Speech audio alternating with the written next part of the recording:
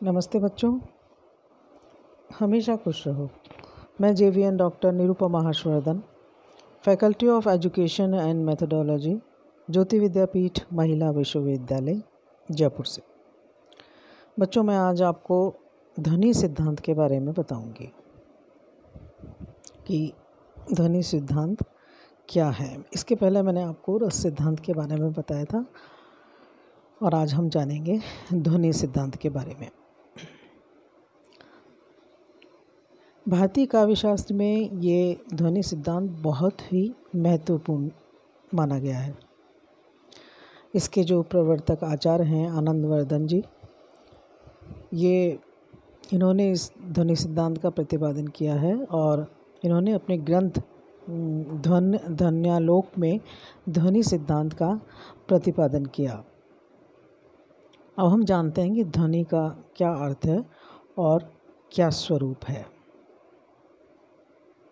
आचार्य आनंदवर्धन जी ने ध्वनि के अर्थ और स्वरूप को इस प्रकार से परिभाषित किया है कि जहाँ अर्थ स्वयं को तथा शब्द अभिधेय अर्थ को गौण करके प्रतिमान को प्रकाशित करता है, उस काव्य विशेष को विद्वानों ने ध्वनि काव्य कहा है।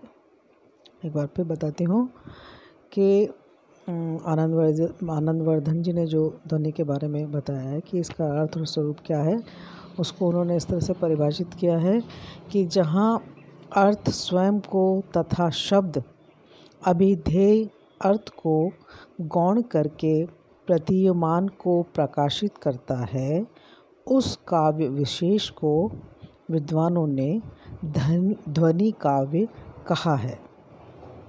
इसका तात्पर्य यह है कि ध्वनि में व्यंग्यार्थ यानी कि प्रतीयमान अर्थ का होना ही पर्याप्त नहीं है, बल्कि प्रतीयमान अर्थ का वाच्यार्थ से अधिक महत्वपूर्ण होना भी आवश्यक है। अगर इसको सरल शब्दों में देखें तो ऐसे इसको कह सकते हैं कि जहाँ व्यंग्यार्थ प्रमुख हो, जहाँ पर व्यंग्यार्थ प्रमुख हो और वाच्यार्थ गौण हो, वहीं ध्वनि मानी जा सकती है ना, कि जो उसका सीधा सच्चा एक अर्थ है वो तो गौण हो जाए और वाच्यार्थ व्यंग्यार्थ प्रमुख हो जाए, वहाँ पर ध्वनि मानी जा सकती है। अपन जैसे उदाहरण के तौर पे इसको इस तरह से भी समझा जा सकता है कि जो एक दोहा है कि माली आवत देख के कलियन करी पुकार, फूले फूले चुन लिए काल ही हमारी बार। इसमें आपको इस दोहे का अर्थ तो बच्चों आप लोगों को स्पष्ट ही है कि इसमें कवि ने क्या कहा है, क्या कहना चाहा है। तो इस दोहे में जो प्रमुख अर्थ है वो व्यंग्यार्थ है और जो जीवन की क्षणभंगुरता को व्यक्त कर रहा है।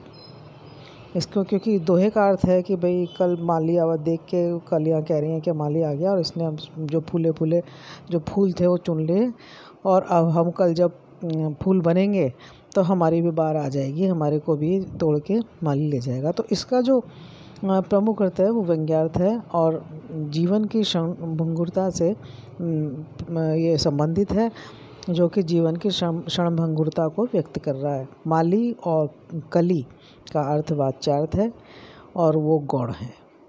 स्पष्ट है कि व्यंग्यार्थ की प्रमुखता के कारण ही यह ध्वनि काव्य का उदाहरण है, क्योंकि इसमें जो व्यंग्यार्थ है ये ही प्रमुख हो गया है।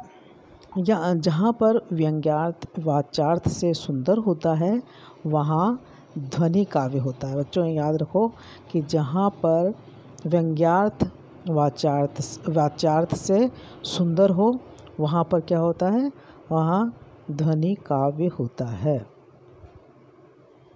अब इसको देखेंगे कि प्रतिमान का क्या अर्थ है। इसमें आया है कि प्रतिमान, तो प्रतिमान का क्या अर्थ है। देखो बच्चों, काव्यशास्त्र में 3 प्रकार की शब्द शक्तियाँ मानी गई हैं। आपने पहले भी इसको पढ़ा है। कौन कौन सी? पहली तो है अभिधा शब्द शक्ति, दूसरी है लक्षणा शब्द शक्ति और तीसरी है व्यंजना शब्द शक्ति। तो ये जो 3 प्रकार की काव्यशास्त्र में शक्तियाँ हैं और जो ध्वनि का संबंध है वो किससे है? व्यंजना शब्द शक्ति से। ध्वनि का संबंध है व्यंजना शब्द शक्ति से। व्यंजना वो शब्द शक्ति है जो मुख्यार्थ अथवा लक्ष्यार्थ के झीने पर्दे में छिपे हुए व्यंग्यार्थ को स्पष्ट करके काव्य की वास्तविक सुंदरता को व्यक्त करती है ना। वो पीछे छुपी रहती है और उसको व्यक्त करके ये व्यंग्यार्थ को स्पष्ट कर काव्य की वास्तविक सुंदरता को प्रकट करती है।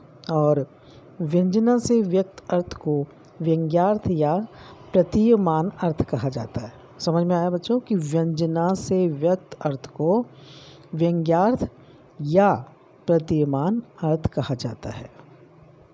आनंदवर्धन जी ने प्रतीयमान अर्थ को ही काव्य की आत्मा कहा है। क्या कहा है आचार्य आनंदवर्धन जी ने कि प्रतीयमान अर्थ को ही काव्य की आत्मा माना है। अब इसके बाद हम जानते हैं ध्वनि के भेद कि ध्वनि के कौन कौन से भेद होते हैं। तो ध्वनि के भेद हैं, एक तो है अभिधामूलक ध्वनि और दूसरी है लक्षणामूलक ध्वनि। कौन कौन सी? अभिधामूलक ध्वनि और लक्षणामूलक ध्वनि। अभिधामूलक ध्वनि में अभिधेयार्थ से व्यंग्यार्थ ध्वनित होता है, जबकि लक्षणामूलक ध्वनि में लक्ष्यार्थ से व्यंग्यार्थ की प्रतीति होती है। आनंदवर्धन जी ने ध्वनि के 3 भेद किए हैं। कौन कौन से? एक तो रस ध्वनि, दूसरा अलंकार ध्वनि और तीसरा वस्तु ध्वनि। रस ध्वनि, अलंकार ध्वनि और वस्तु ध्वनि। इनमें से रस ध्वनि को ध्वनि सिद्धांत में बहुत ही महत्वपूर्ण स्थान प्राप्त है। इसके बाद हम देखें कि काव्य की आत्मा कौन सी है? ध्वनि। यहाँ पर इन्होंने माना है कि काव्य की आत्मा ध्वनि है। रीति, अलंकार, प्रकृति सिद्धांतों से अधिक यदि कोई व्यापक है तो ध्वनि सिद्धांत को माना गया है कि इन सिद्धांतों से अधिक व्यापक है ध्वनि सिद्धांत। और ध्वनि को काव्य की आत्मा स्वीकार किया गया है आचार्य आनंदवर्धन जी ने। आनंदवर्धन जी कहते हैं कि भाई काव्य की आत्मा और कोई नहीं, सिर्फ ध्वनि है। उनके अनुसार काव्यस्य आत्मा ध्वनि रीतिः। क्या है? काव्यस्य आत्मा ध्वनि रीतिः, अर्थात काव्य की आत्मा ध्वनि है। वस्तुतः ध्वनि सिद्धांत ने रस सिद्धांत के रहस्य को खोल दिया, अतः इसे रस सिद्धांत का पूरक कहा जाना उचित है। आनंदवर्धन जी ने भी रस ध्वनि को श्रेष्ठ माना है। इस प्रकार वे भी रस के महत्व से इनकार नहीं कर पाए हैं। अभिनव गुप्त ने तो रस और ध्वनि को ऐसे समन्वित किया है कि उसके बाद के आचार्यों ने ध्वनि युक्त सरस काव्य को ही सर्वश्रेष्ठ काव्य कहा है। ध्वनि द्वारा रस की ही व्यंजना की जाती है, अतः काव्य की आत्मा तो रस ही है। ध्वनि को उसकी साधिका अवश्य माना जा सकता है। स्पष्ट है कि भारतीय काव्यशास्त्र में ध्वनि सिद्धांत का एक बहुत ही महत्वपूर्ण स्थान है। तो बच्चों, मुझे आशा है कि आपको ये ध्वनि सिद्धांत समझ में आया होगा और आपको स्पष्ट हो गया होगा कि ध्वनि सिद्धांत क्या है। आचार्य आनंदवर्धन जी इसके प्रवर्तक हैं ध्वनि सिद्धांत के। ये जो सेशन था हमारे ज्योति विद्यापीठ के डिजिटल वर्जन 2.0 से हो रहा था, और यदि आपको इसके बारे में कोई जिज्ञासा है, कोई प्रश्न है इससे संबंधित, ध्वनि सिद्धांत से संबंधित, तो आप मुझे कमेंट बॉक्स में कमेंट कर सकते हैं। मैं आपकी जिज्ञासा का समाधान करूंगी। शेष अगले वीडियो में। नमस्कार।